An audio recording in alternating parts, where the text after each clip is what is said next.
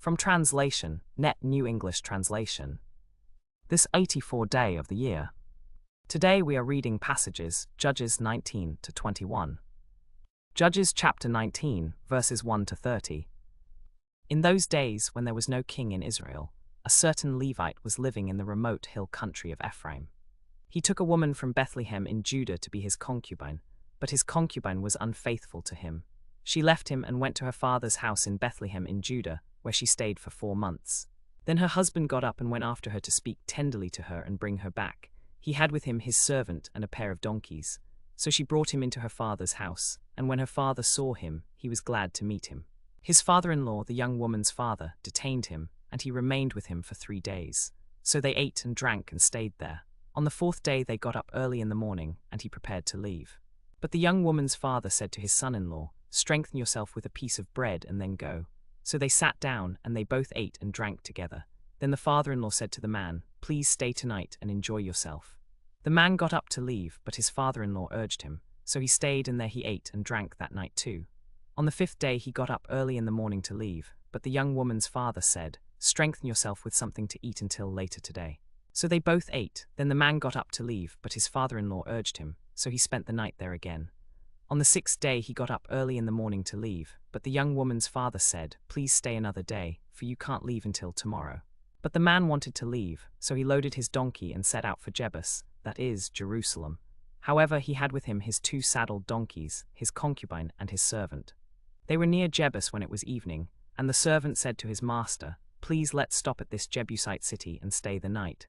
His master said to him, "We will not stop at a foreign city where the people are not Israelites. We will go on to Jibah." So they went on, and the sun set when they were near Jibah in the territory of Benjamin. They stopped there to spend the night. They went and sat down in the city square, but no one offered to take them in for the night, even though they had stopped at the public square. That evening an old man came from his work in the fields. He was from the hill country of Ephraim, but was living in Jibah, where the people of Benjamin were. When he looked up and saw the wayfarer in the city square, he said, "Where are you going? And where did you come from?" He answered, "We are on our way from Bethlehem in Judah to the remote hill country of Ephraim. I have been to Bethlehem in Judah, and now I am going to the house of the Lord. But no one has taken me in for the night. We have both straw and fodder for our donkeys, and also bread and wine for me, your female servant, and the young man who is with your servant. We don't lack anything." The old man said, "Peace be to you, don't worry about anything. I will provide everything you need. However, don't stay in the square. Instead, stay with me." So he brought him to his house and fed the donkeys. Then they washed their feet and ate and drank. While they were enjoying themselves, suddenly some of the wicked men of the city surrounded the house. They were beating on the door and kept saying to the old man who owned the house, "Bring out the man who came to your house, so we can have sex with him." The owner of the house went out and said to them, "No, my brothers, don't do this wicked thing. This man has come to my house. Don't commit such a disgraceful act. Look, here is my virgin daughter and his concubine. I will bring them out to you. You can use them and do to them whatever you want. But don't do this disgraceful thing to this man." But the men would not listen to him. So the man grabbed his concubine and brought her out to them, and they had sexual relations with her and abused her all night long. At dawn they let her go. At dawn the woman came and fell down at the door of the man's house where her master was until it was light. Her master got up in the morning, opened the doors of the house, and when he went out to continue his journey, there was his concubine, fallen at the door of the house with her hands on the threshold. He said to her, "Get up, let's go," but there was no answer. Then he put her on the donkey and went home to his place. When he entered his house, he took a knife and took hold of his concubine and cut her into 12 pieces, limb by limb, and sent her throughout all the territory of Israel. Then everyone who saw it said, "Nothing like this has ever happened or been seen from the day the Israelites came up from the land of Egypt until today. Consider it, take counsel, and speak." Judges chapter 20, verses 1 to 48. Then all the Israelites from Dan to Beersheba, including the land of Gilead, gathered together and came to the Lord at Mizpah. The leaders of all the people and all the tribes of Israel took their stand in the assembly of the people of God, 400,000 men armed with swords. Now the Israelites had taken a solemn oath at Mizpah, saying, "Not one of us will give his daughter to a Benjaminite as a wife." The Levite, the husband of the woman who was murdered, said, "I and my concubine came to Jibah in Benjamin to stay the night. The men of Jibah surrounded the house against me. They intended to kill me, and they raped my concubine so that she died. So I took hold of my concubine, cut her into pieces, and sent the pieces throughout all the land of Israel's territory, for they committed a disgraceful, outrageous act in Israel. Now all of you consider what you should do." Then all the people rose as one man and said, "Not one of us will go to his tent, not one of us will return to his house. But now this is what we will do to Jibah. We will go up against it as a whole unit. We will select 10 men from every 100 from all the tribes of Israel, and 100 from every 1,000, and 1,000 from every 10,000, to get supplies for the army. When they arrive at Jibah in Benjamin, they will punish them for this outrageous act that they have committed in Israel." So all the Israelites were united as one unit against the city. The tribes sent messengers throughout the Israelite camp, saying, "What is this crime that has occurred among you? Now hand over these wicked men of Jibah, so that we can execute them and purge the evil from Israel." But the Benjaminites would not listen to their fellow Israelites. The Benjaminites came out from their cities and assembled at Jibah to go out to battle against the Israelites. That day the Benjaminites mustered from their cities 26,000 swordsmen, plus 700 select soldiers from Jibah.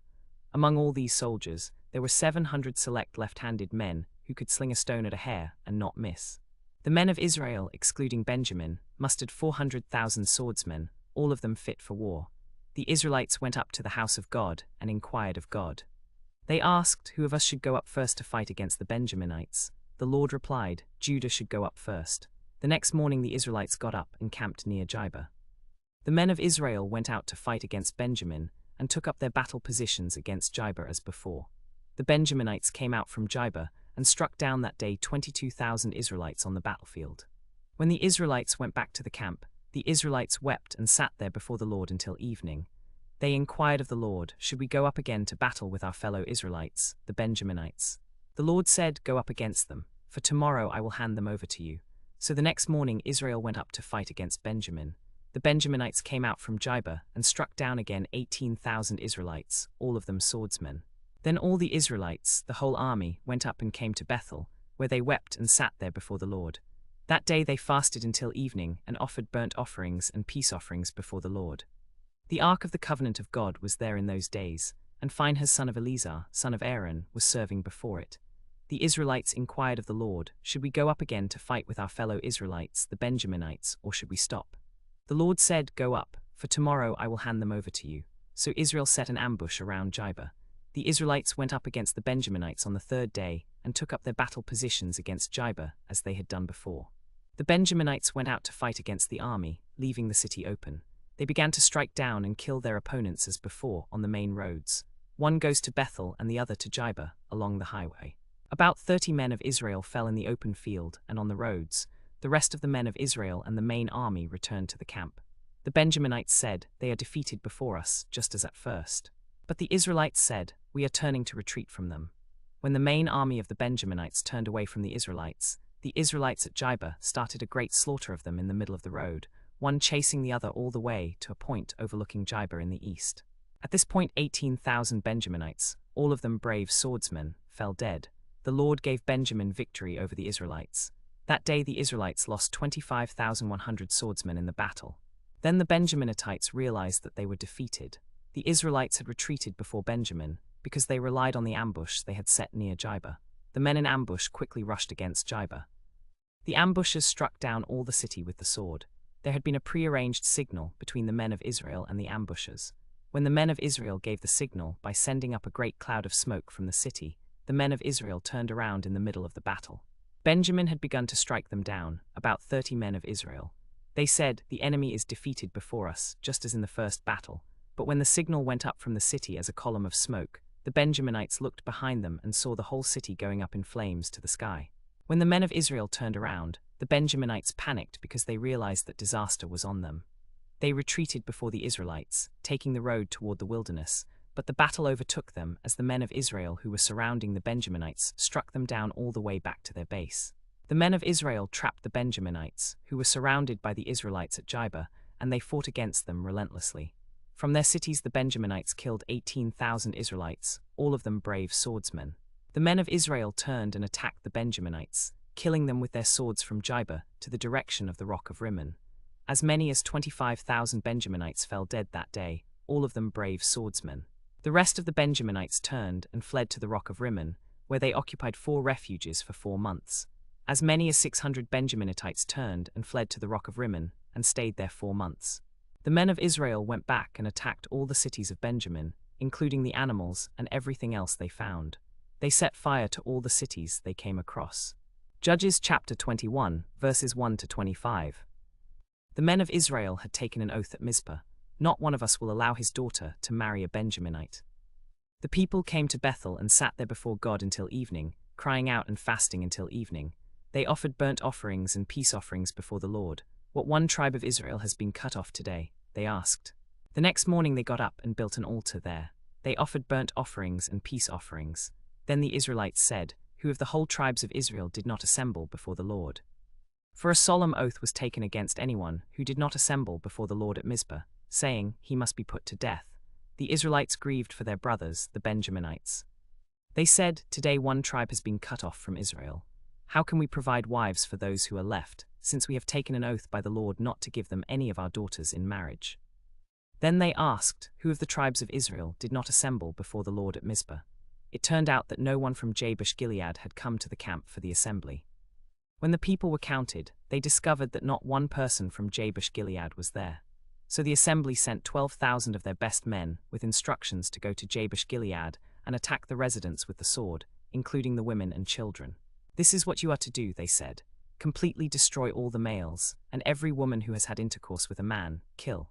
But they found among the residents of Jabesh-Gilead 400 young women who had never had intercourse with a man, and they brought them to the camp at Shiloh in the land of Canaan. Then the whole assembly sent a message of peace to the Benjaminites at the rock of Rimmon. So the Benjaminites returned at that time, and the Israelites gave them the women they had spared from Jabesh-Gilead, but there were not enough for them. The people grieved for Benjamin, because the Lord had made a gap in the tribes of Israel. The leaders of the assembly said, "What one tribe of Israel should be destroyed today?" They said there must be an inheritance for the survivors of Benjamin, so that a tribe of Israel is not wiped out. However, we cannot give our daughters to them as wives, since we have taken an oath by the Lord not to give them any of our daughters in marriage. They asked which one of the tribes of Israel did not assemble before the Lord at Mizpah. It turned out that no one had come from Shiloh, where the ark of the covenant of God was. So the people gave instructions and said, "Go and watch. See if there is a festival in the Lord's sanctuary, that the daughters of Shiloh are coming out to dance in the dances. Then they should go out from Shiloh and hide in the vineyards. When the young women come out to dance in the dances, you should come out from the vineyards, and each of you should carry off a wife for yourself from the daughters of Shiloh, and go to the land of Benjamin. When their fathers or brothers complain to us, we will say to them, 'Do us a favor, because we did not get wives for them in the war. You did not give your daughters to them, so you are responsible for this.' So that is what the Benjaminites did. While the young women were dancing, each man carried off a wife and went to his home, and they set about rebuilding their towns and living in them. At that time the people of Israel departed, each to his own tribe and family, and they went out from there to their own inheritances. In those days Israel had no king. Everyone did as he saw fit.